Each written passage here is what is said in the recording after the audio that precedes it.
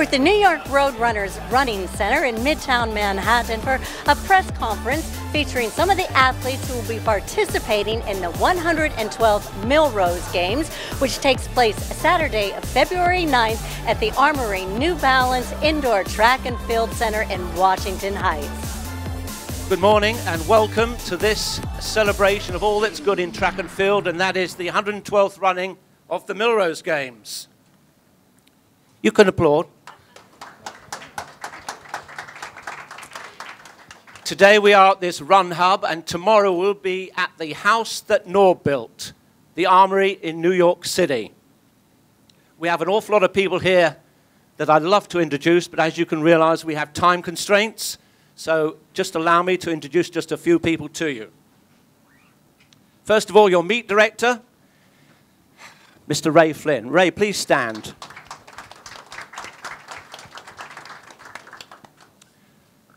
The New York Roadrunners, led by Michael Capiraso. From USA Track and Field, we have the Director of Communications, Susan Hazard. And the Senior Manager of Marketing and Communications, Ashley Mitchell. I can see you've got the royal wave down there. I like that. This press conference is being streamed live on both NYRR Facebook and Armory Track Facebook. What a difference a few years makes, doesn't it just? The world of technology and social media. With NYRR's passing 2 years ago, the Armory obviously was very sad, as indeed was most of the track world. But I have to say, the two people that came on and assumed the position have done a spectacular job. That is Rita Finkel and Jonathan Shindell. Big boots to fill, but they filled them more than adequately. Allow me to bring up Jonathan to say a few words to you. Jonathan Shindell.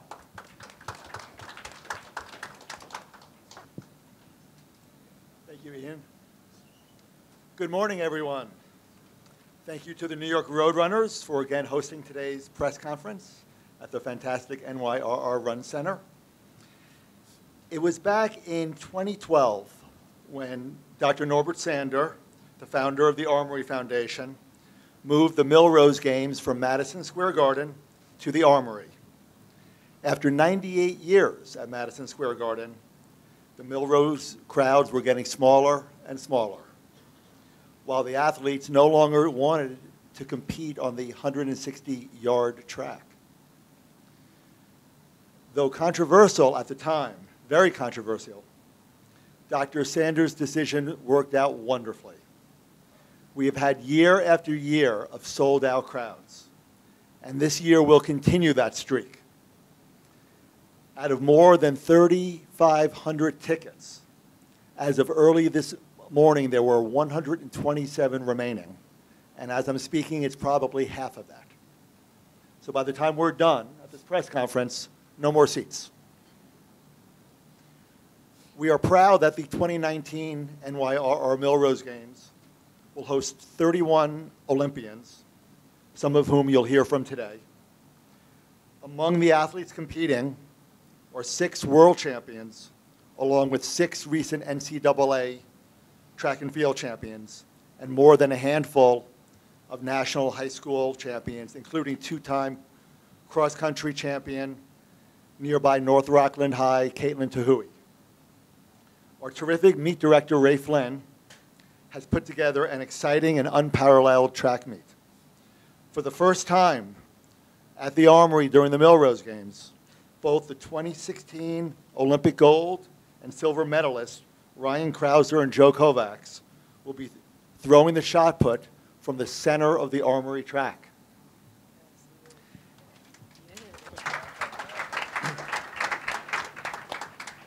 We're often referred to as the fastest track in the world. I think Ryan and Joe will have something to say about that tomorrow. While Millrose is truly, truly special to us, there is so much more going on at the Armory. And I want to introduce you to my co-president, Rita Finkel, to talk about some of those. Thank you.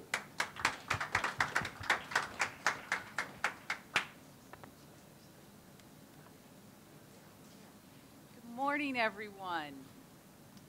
so excited to welcome you all to the 112th New York Roadrunner Millrose Games, now at the Armory for its 8th year. It's been a great season so far at the Armory. This past weekend's 45th annual Women's Colgate Games Finals was a spectacular event. And looking beyond New York Roadrunners Millrose Games for a moment, we're excited to host the New Balance Indoor Nationals on March 8th through 10th, featuring high school athletes from across the country. And on April 12th through 14th, the Columbia New York Presbyterian Indoor Marathon Team Relay will be presented by the New York Roadrunners. For 3 days, hardy individuals and spirited teams will run 211 times around our 200-meter track. As most of you know, the Armory is so much more than speed and records. Most importantly, it's about our mission, keeping kids on track, both figuratively and literally, with our Armory College Prep program, which for the last 2 years has celebrated 100% of our seniors being accepted to four-year colleges. Our no-cost youth running programs, City Track, Little Feet, and Tiny Feet, introduce a healthy way of life to hundreds of community families in Washington Heights, Inwood, and Harlem. So back to Millrose. Please extend a warm New York City welcome to Alice Bello and Shane Herron, who traveled across the Atlantic Ocean from the town of Sligo, am I saying it wrong? Sligo, Ireland, to compete tomorrow in the fastest kids in the world race. Okay, you have to wait. You're almost done. Jonathan and I would like to recognize our spectacular team, led by Chairman Michael Frankfurt, New York Roadrunner Millrose Games Meet Director Ray Flynn, Armory Director of Track and Field Bassett Thompson, Armory Director of High School Track and Field Tim Fulton, Armory Manager of College Track and Field and Track Finance Aaron Robeson, and the rest of the Armory's terrific staff. Thank you to everyone attending today, and best of luck to all athletes and coaches participating this weekend. You are the heart and soul of this meet. Finally, our deepest thanks to the Millrose Foundation, USA Track and Field, especially Matt Siegel and Renee Washington, NBC Sports, and in no way least, the New York Roadrunners, without whose support this historic meet would not be possible. And thank you especially to President and CEO, Michael Caparasso. Please come up. Okay, we'll sit down. Not so bad, right? Okay, we're gonna tighten you up a little bit. Good morning. Welcome to the New York Roadrunners Run Center featuring the New Balance Run Hub. We're so thrilled and excited to be here this morning. You know, 112 years. I was trying to do some math before. So New York Roadrunners has been around for 60 years. So if you think about it, it is absolutely incredible that for 112 years, this amazing historic meet has taken place. And we're really, really thrilled and honored to be a part of it. We want to give a thank you to Mike Frankfurt, Rita, Jonathan, and Ray for having us as your partners as this. New York Roadrunners is a community running organization. We're here in New York City 365 days a year putting on programs for the professional athletes, the best in class, to all of the kids in the community and the schools. There is nothing more near and dear to our heart than seeing the kids out there running, creating the future runners for the Millrose Games, hopefully. And we at New York Roadrunners are celebrating this year our 20th anniversary of free youth programs here in New York City. So let's give the New York Roadrunners a round of applause for all that work. We're excited to have some of our kids will be running on the track with you on Saturday as well.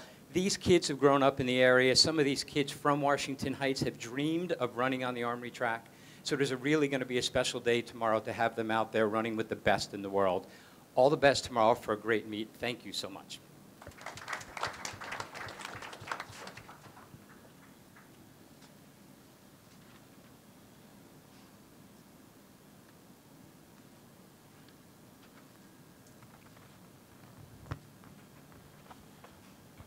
With that, excuse me, I've got to keep my voice ready for tomorrow.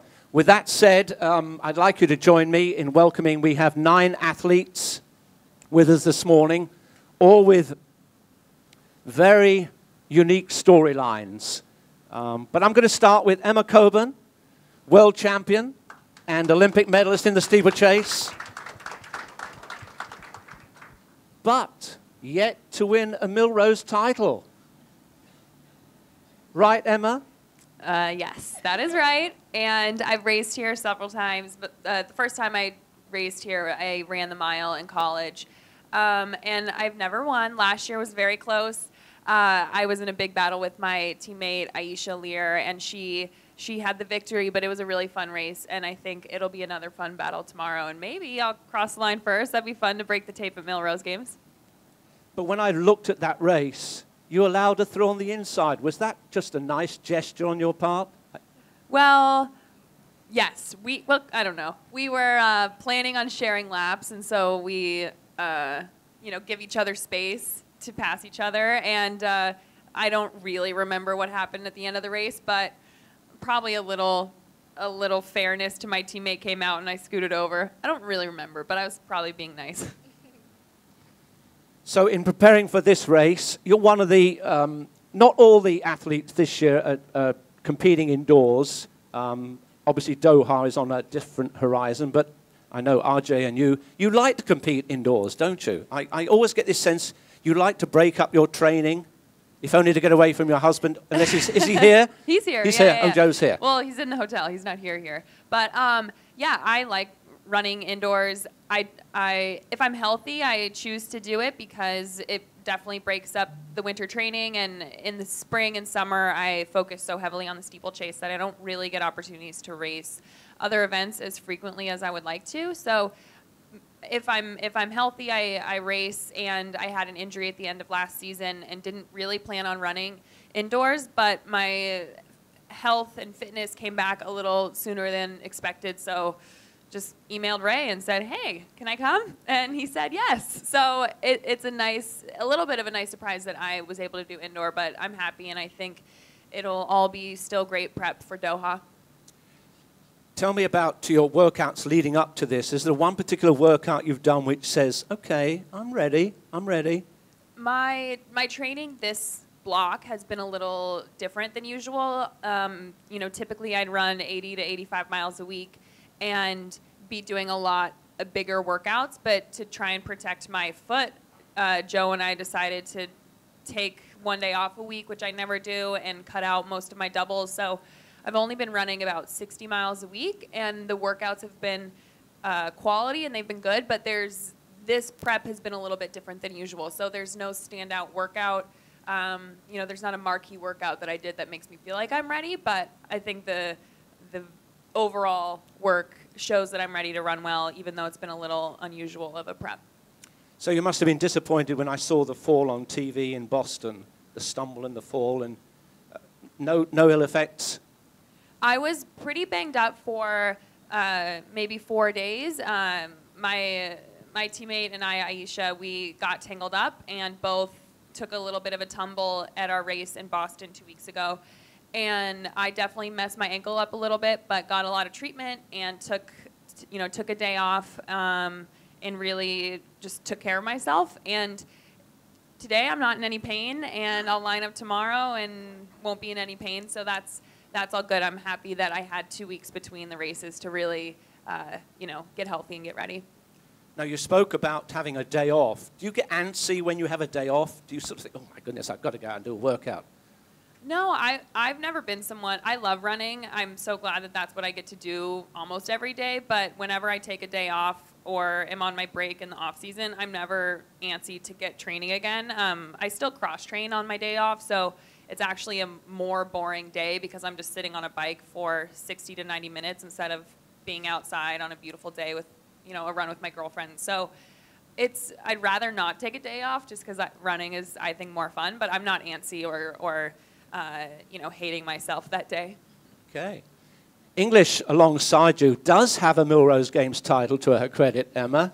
And that was in, 2013? Yeah. English Gardner, who comes back. Jersey girl. How you feeling, English? You good?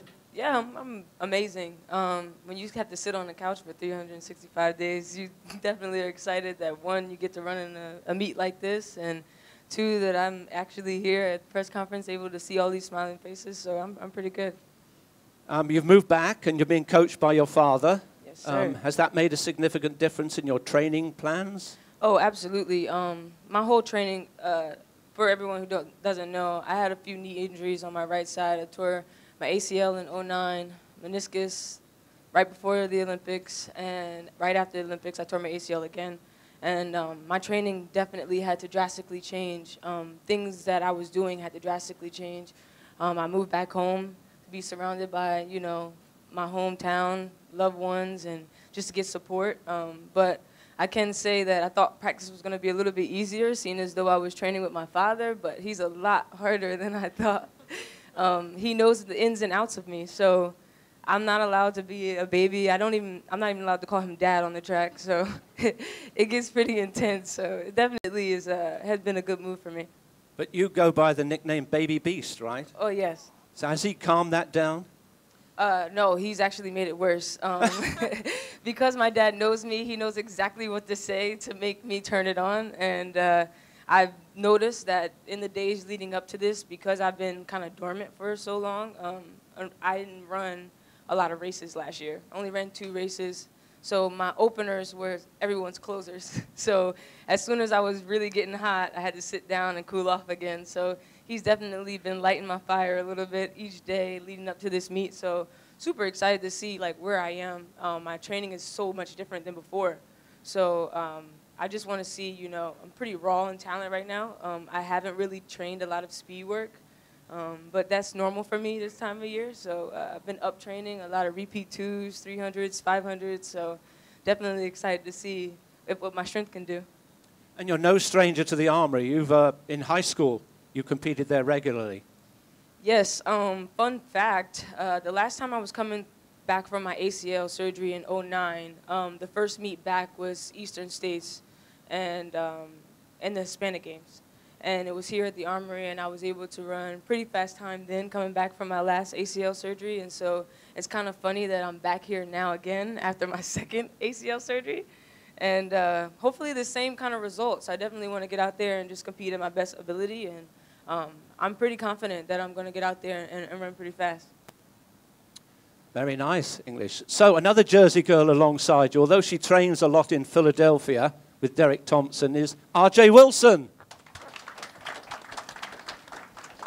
The American record holder outdoors. And what do we expect from you this weekend? Another American record indoors, Ajeé, perhaps? Hopefully. I'm in really good shape. I had a great race last weekend. So I'm hoping to continue that into this weekend. If the race goes right, hopefully, yeah, an American record. So you set a world best on a flat track. How much difference is that running on a flat track to coming to run at the Armory, which is in essence your hometown track? I don't know. There's a conversion for it, so hopefully it's considerably faster. Feeling-wise, I'm not sure how much of a difference it'll make. It's kind of like when you go into a race, you're in the same mindset anyway. So it'll be fun to just race and see how it goes. You, like Nick Willis, who's coming up a little later, always give the impression of being so relaxed. And yet when I asked Nick and Centro last time around, they both said, actually, we may look relaxed, but our arms are pumping as hard as we can go. Do you work on this relaxation? No, I don't really work on it. It's something ever since I was a kid when I first started running, like my family would always just say, like, your face goes dead. Like, I don't know, I'm somewhere else. But I always tell people if they're at my practices, like when we're at home training, like my teammates can tell you that's not the case. It's not. Okay. No, our practices are definitely worse than races, so it's yeah, it doesn't end up being as bad sometimes. Yeah. So we've had a lot of cold weather, and you have had in Jersey and Philadelphia. Derek, I know, is very strong about training outdoors. Did you actually go indoors at all to work out? No. Does he put you out there in the cold? He's tough, no, isn't he? More often than not, we're outside. When I first started training with him in high school, my junior year, like my first practice there was snow on the track, and there were mostly guys on the team. They had their shirts off. They had like earmuffs and gloves, and I'm just like, Ma, these people are crazy. Like, it was so cold, but now like I'm one of those crazy people. As long as I have my earmuffs, my gloves, you know, a nice thermal on, like it's not that bad once you get going. Yeah. Okay, thank you, Ajeé. Next to you is Joe Kovacs, returning to the Armory, having been at the North Sand Invitational just 2 weeks ago. Joe, where are you? Oh, well, it's good to be back. Thank you guys for having me. Are you, have you been working out specifically since you appeared at the Armory? And can you get the record of 70 feet 9 1/4? I think I can. I think I got to fight Ryan for it, though, too, because I know he's going to probably make it look easy. I'm going to be over there going full speed and making a lot of noise, hopefully staying in the circle this time. But I'm sure we can get that record. What have you done in the 2 weeks? Have you been working on anything in particular? You know, everything we're doing, and I'm assuming I can speak for everybody here, it's all training for October. But at the same time, you know, we use these different meets along the way to practice being a performer. So I think that's what I'm doing this past weekend and coming out here is just kind of flipping the switch off from training and going out there having some fun. And definitely you'll see a lot of chalk and a lot of yelling tomorrow in the middle of that track. So you've been world champion. Sorry, Ryan. And then silver medalist to Mr. Crouser there in the Olympics, and then you came back and got silver. So you're quite a podium guy, really, aren't you? You love the podium. I do. I think it's not just myself loving it, but I'm speaking for anybody who throws a shot put in the U.S., we are such a dominant event, and we have to always hold ourselves to that standard, and I think that's why we keep on cranking out better and better shot putters every year. Let's go to Ryan Crouser, the Olympic gold medalist in Rio.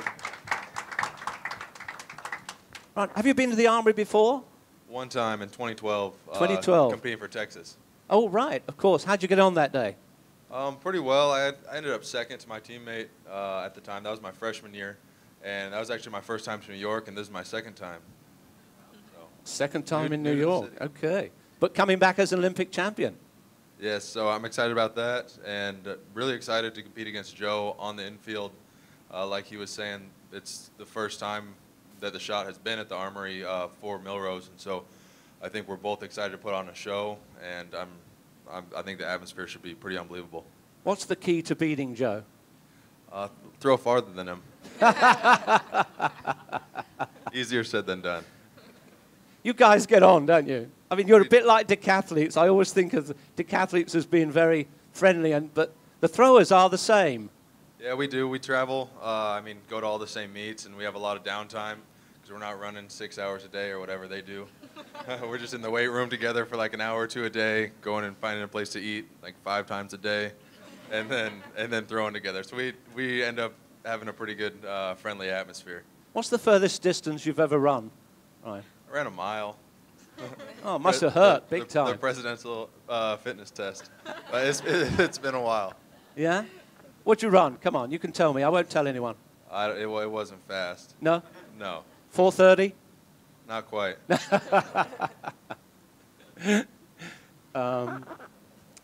I've got a moment or two to invite you to ask a question. I don't have long because you can talk afterwards with them one-on-one, but if anyone has a specific question for any of these athletes, here's your moment. Yes, Peter Gamacini.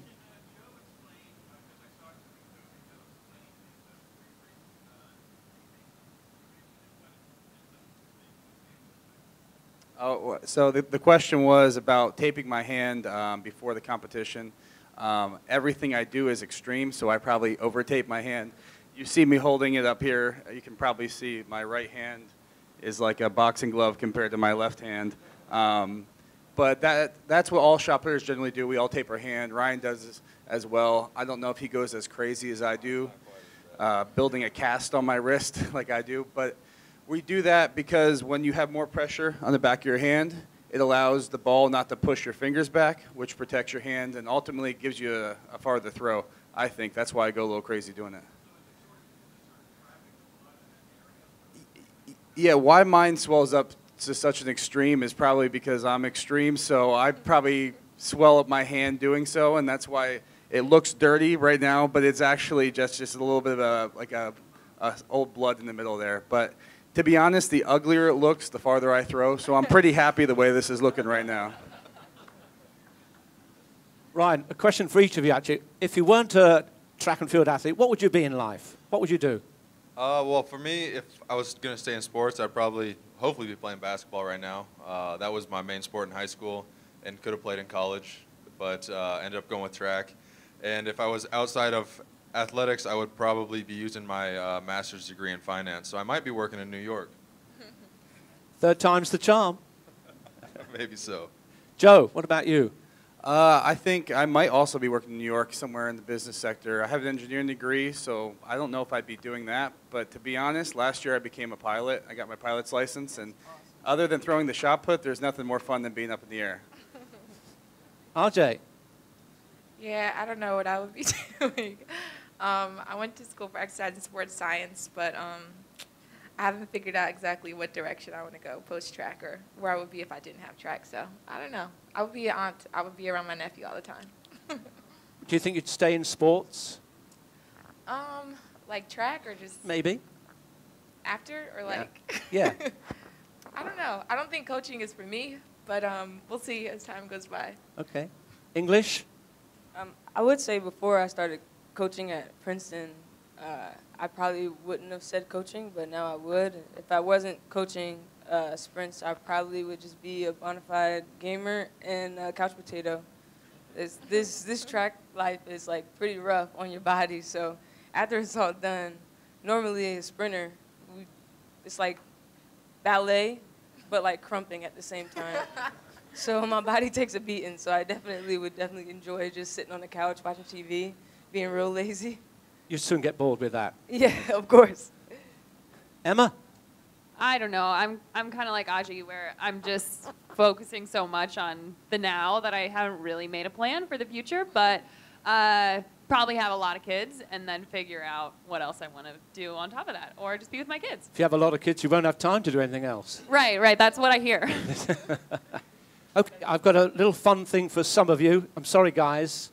This is not, maybe next year. I'm sure the shot put is coming back. But at Coogan's, they have a dessert menu. So this year, we have the Ray Flynn Wild Irish Coffee.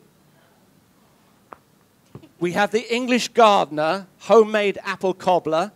That makes sense. The Emma Coburn Silky Smooth Chocolate Cake. You a chocolate cake eater? Uh-huh. You will be. You will be. Yes, I do love chocolate cake. And the Ajeé Wilson Brownie Supreme. All right? So I hope to see you in Coogan's after the events close, and hopefully you'll go into a dessert, okay? You know, you could show it to each other. There you go. Yeah, this sounds good. I'm into it.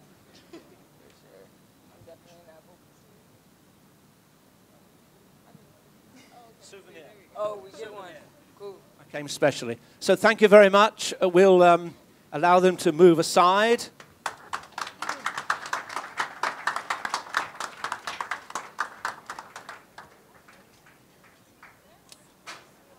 I should mention that yesterday at the Armory there was a New York Road Runner Millrose Games youth meet with the pros. It was a clinic which was so very successful, and our thanks go to everybody involved with that.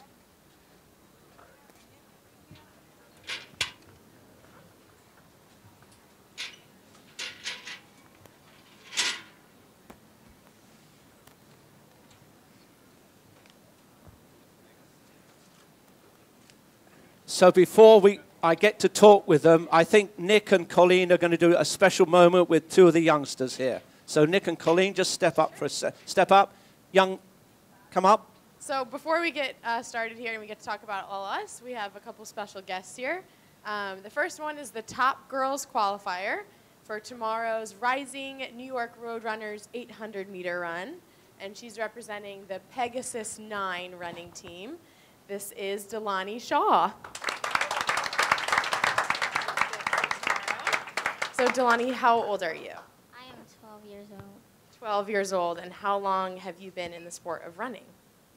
About like 5 years. 5 years. Almost half of your age.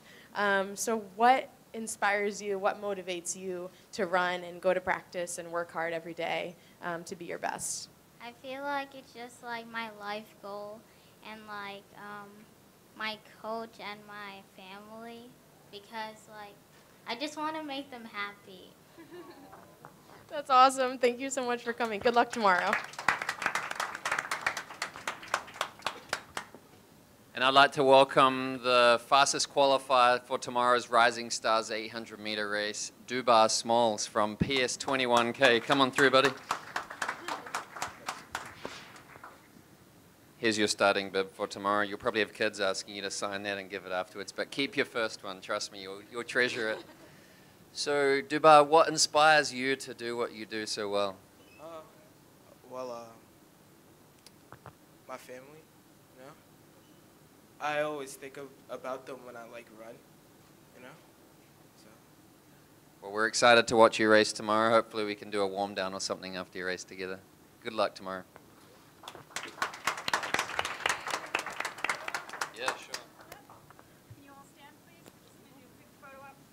The quintessential New York photo opportunity. Before Errol Anderson asks me.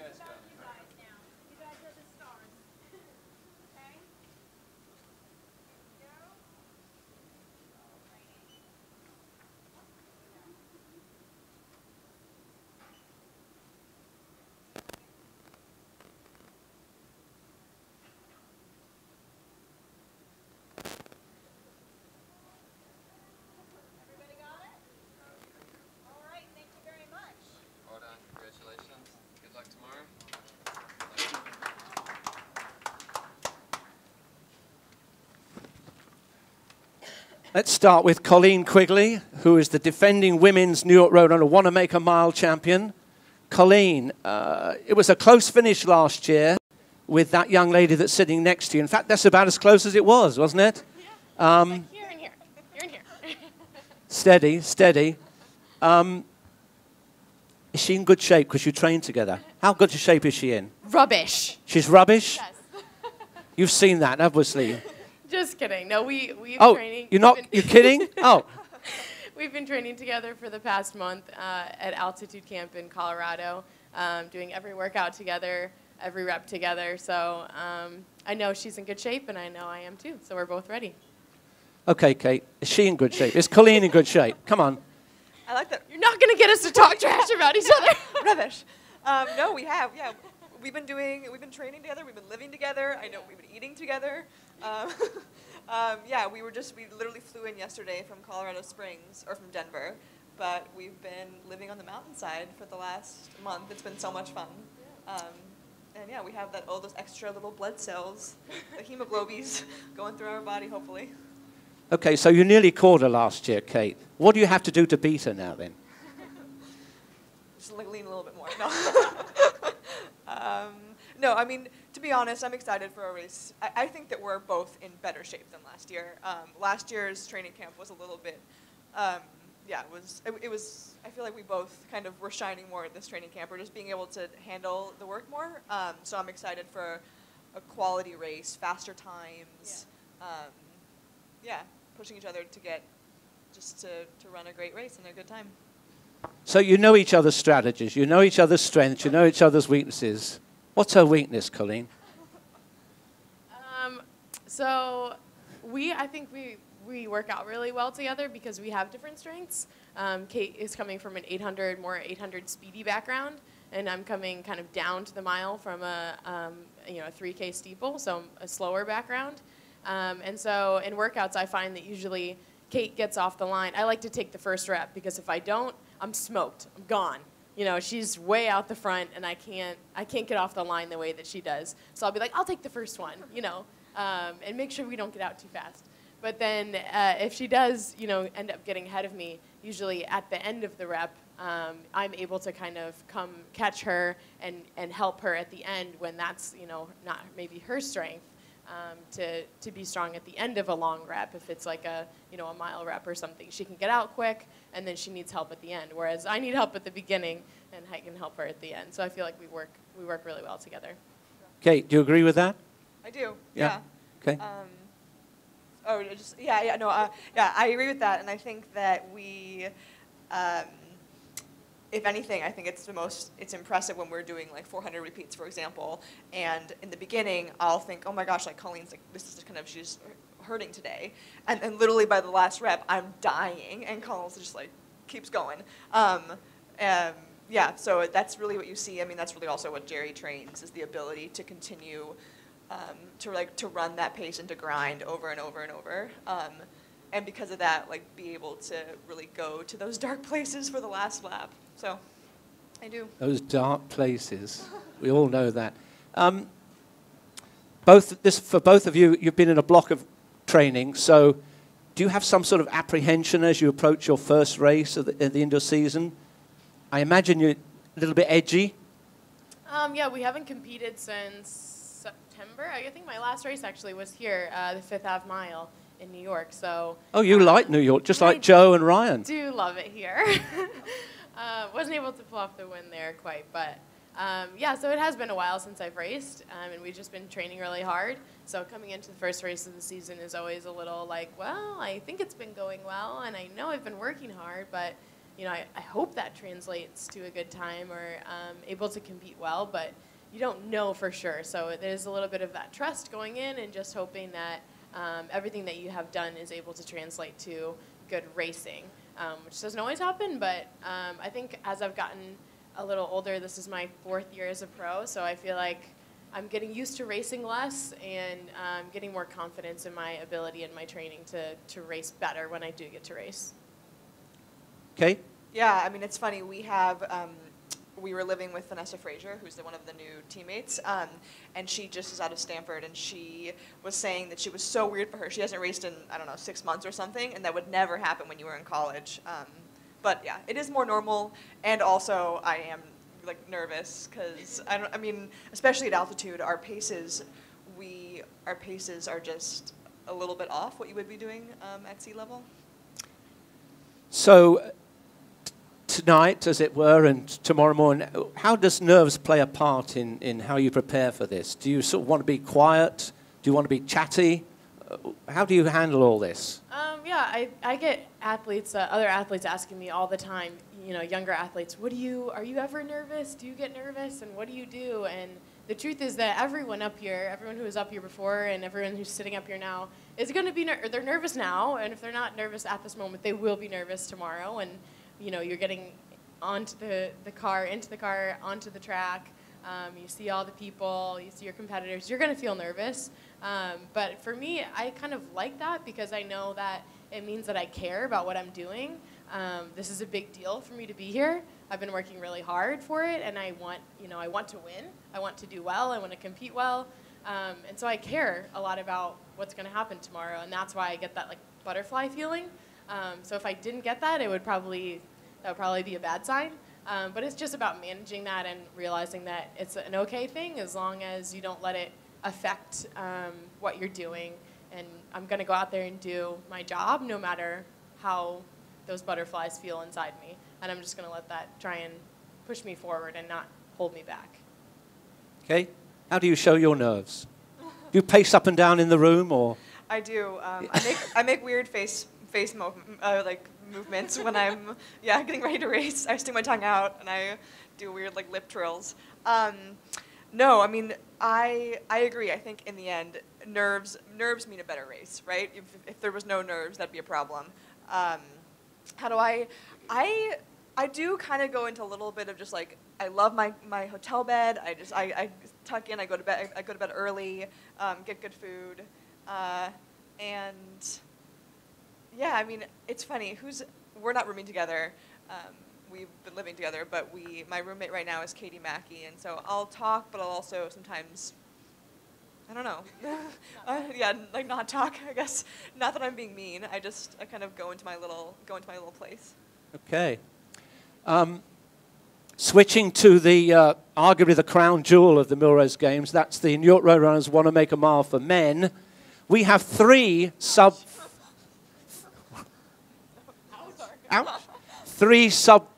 350 milers in the room. 2 have done it outdoors. 1 has done it indoors. 1983, wait for it, 1983, just think about that. I'm not that old. A certain Ray Flynn ran that time, 3:49.77. Ray Flynn, stand up, please. Still the Irish record holder. And a man who ran 89 sub-4-minute miles. Truly incredible. Can you imagine doing that? Nick Willis at the end there. He also has 3:49.83 set in Oslo outdoors. And Edward Cheserek has done it indoors with 3:49.44. So you're all mighty close, guys. There's just a few years between you. Now, the last time I saw these guys was at the Manchester Road Race when they were sitting right opposite me. And Edward and Nick were talking about, that race. And Edward decided to just go off and leave everybody, I have to say, that day. But I was wondering, Edward, did you probe Nick for some advice on how to run this event when you were sitting there? I mean, he's the one who tried to give me some advice how to run this event because he ran several times. Yeah. And Nick, he would hate to say that, but Nick has yet to win it. Are you going to throw him a bone because he's a little bit older than you and you've got plenty of time, but Nick is probably... I'm not the person to ask since I haven't won on this track, so... Edward, you obviously had that strong Manchester Road Race and you've been dealing with some injuries. Where are you in your preparation? And I know you've got Nick and you've got several others, Craig Engels in there, Clayton Murphy, and Yomif Kachelcha also in the race. How hard is it to run sub 350? It's not easier like when you think. It's more hard. It's hard a lot. So I try, when I ran 349, I was like, I don't think I'll be able to break 350, but that time I worked so hard, and preparation, you got to be tough mentally and ready to go. But as you say, so I ran Manchester, so I was coming back from injuries. I was a little bit, strong a little bit, coming back from injuries and training well. But so coming into this meet today, so I think I've been training really well after I get a little bit injury after Manchester, and then after Hawaii Mile, I went back to the altitude training. Probably I took a day off, and then I just rushed into training quickly, and so I got a little bit niggling injury on my knee, on my leg, but I've been running well since that time, and I raced 2 races a couple weeks ago, and everything is coming back slowly. It means I'll be ready this weekend. And like English and Ajeé, you're a New Jersey guy, St. Benedict's Prep, so I imagine you're going to get a lot of local support. Oh yeah, this is like, this is like home for me. I went to school across the street, across the river actually, and then I've been running in Armory for multiple times. I think probably I've done 1,000 laps around the track. Let me go to Nick. How are you doing, Nick? I'm doing great. I love being here in New York. It's my 23rd or 24th race here in the Big Apple, so it feels like my second home. And while we always talk about you being from New Zealand, you're really resident in Ann Arbor, Michigan. And how's your preparation been going for this? And what have you learned over the years about running in this race?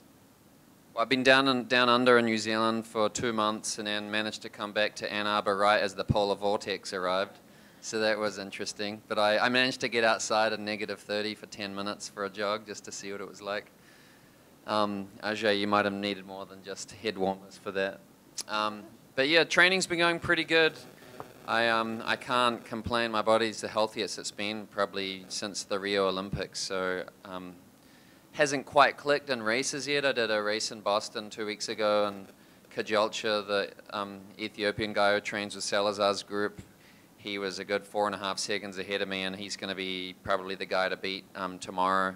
But they're asking for faster than world record pace, so there's a good chance that it might catch up to them with 400 to go, and there might be some guys that we can pick off if you run a slightly more calculated race, is a better way to say it. So that's potentially going to be my approach, but I'm excited that it is going to be blazing fast. And this track, it's really tight turns, but it's really steep banks, so you can handle those tight turns fairly well and nice long straightaways. So if you get into the rhythm, the laps tick off so much faster here, and the crowd goes nuts. And I've been privileged to be a part of some pretty exciting finishes here over the years. Just haven't quite had my chest in front the 3 times that I was second or third place.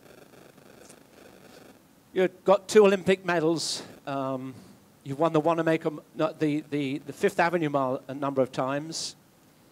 All this experience, Nick, and you've had a long career. You ran at the Army in 2001. You won the high school mile in 4:01:33 then. It's been a wonderful career, and it still goes on. You still seem to me come across as enthusiastic, eager to get into the mix. How? I'm a very privileged guy. It's been an awesome ride, and first and foremost, I just love putting one foot in front of the other, going for a run. I've had a number of injuries throughout my career, which has helped me appreciate the simplicity of running once you're not able to do it, and then you finally get the all clear to start jogging again, getting out into trails, into God's creation. Nothing I love more than going 2 hours in the forests. And then the rest sort of takes care of itself. Once you get fit from doing what I love, the slow running, it's pretty easy to knock off the speed work after that, and then racing is a byproduct of that. So I'm probably at the end of my career where I enjoy the training probably a little bit more than the racing, just because I haven't had quite the same results as past, and I feel a bit more pressure. I was like, I got to beat these guys. I used to kick their butts, and now they're getting close, or they're passing me now. So yeah, I'm very hungry to sort of get back that sense of success that I had not too long ago at the Rio Olympics. I've just had a number of injuries which have sort of hiccuped that, and I'm not ready to claim age as being the excuse yet, although I do turn 36 in a couple of months. He doesn't look that, does he? No, no. Nick, if you weren't an athlete, what would you be? What do you think you're likely to become? All through my junior year of high school, all I did was plan out how I was going to become a snowboard bum, washing dishes, traveling in the winter. So I've sort of started planning that out again for when I retire. I'm going to have the endless winter for a couple of years before I enter the real world. But for afterwards, I think I've been thinking about this a lot, and I think the passion that we have as athletes to be both competitive and self-motivated, I think really lends itself, especially for me, to the startup world, whether it be starting a little project myself and seeing if I can make that stick, or jumping in with a small group, a team, trying to make something work. That seems to appeal to that same mentality that I have as an athlete, really just trying to take on the world on my own. Yeah, so that's something I'm sort of looking into. Still got a few more years left yet, we'll see. Good. Edward? Probably, I want to be like a soccer player again, go back to my... you and Usain Bolt?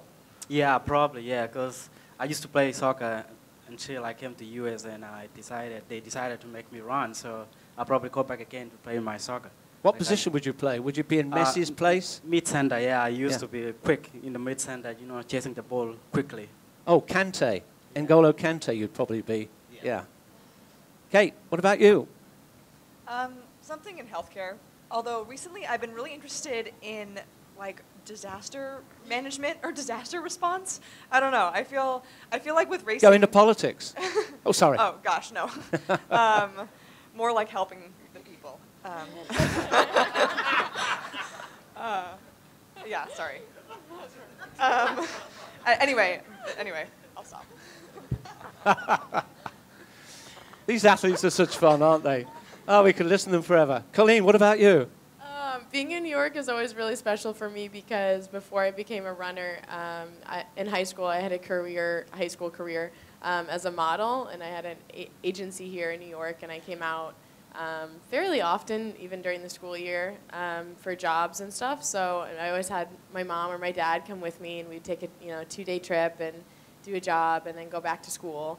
My plaid skirt and collared shirt, back to real life. And it was really fun. I had a great time doing it, and I actually thought that when I graduated high school, I was going to move to New York and be a full-time model.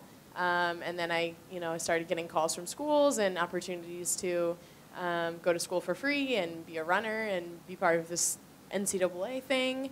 And so I decided to go that route instead. And obviously, can't imagine having done it any other way. I'm so glad that I did, and grateful for the experience that I had, but also just so glad that I ended up doing this. But if I wasn't speedy, I would probably have ended up still being in New York, just doing something very, very different than I am now.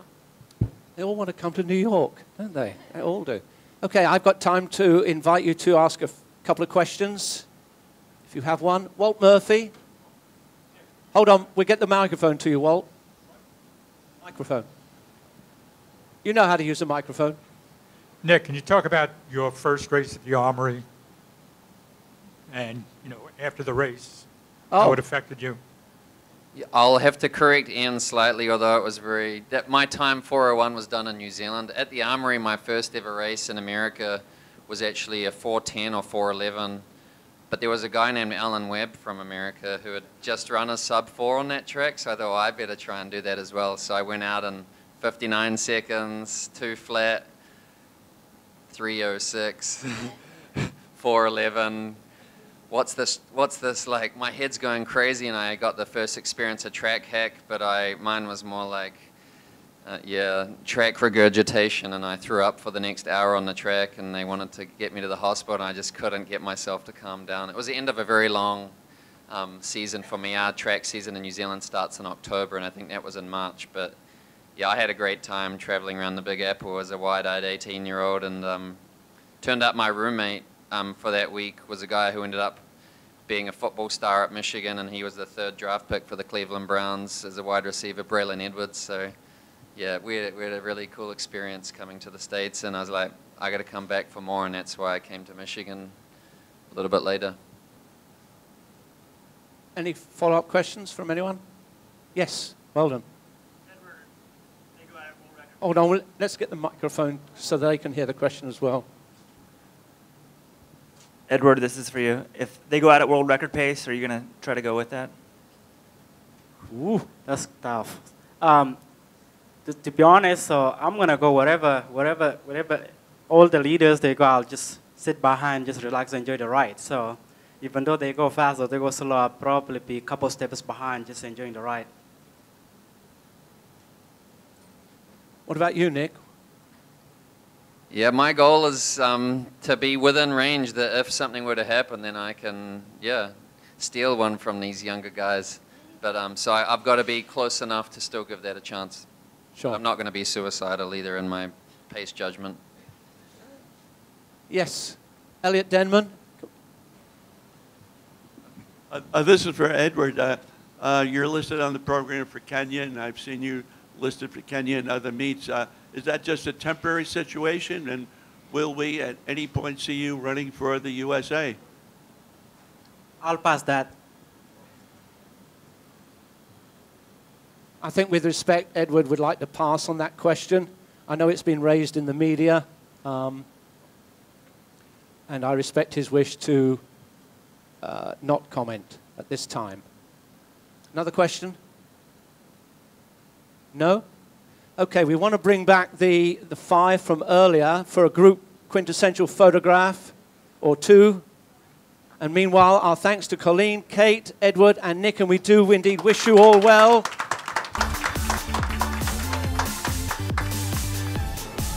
And I'm Kristal Hart reporting from the New York Roadrunners Running Center in Midtown Manhattan. Hope you've enjoyed this show, and thanks for watching.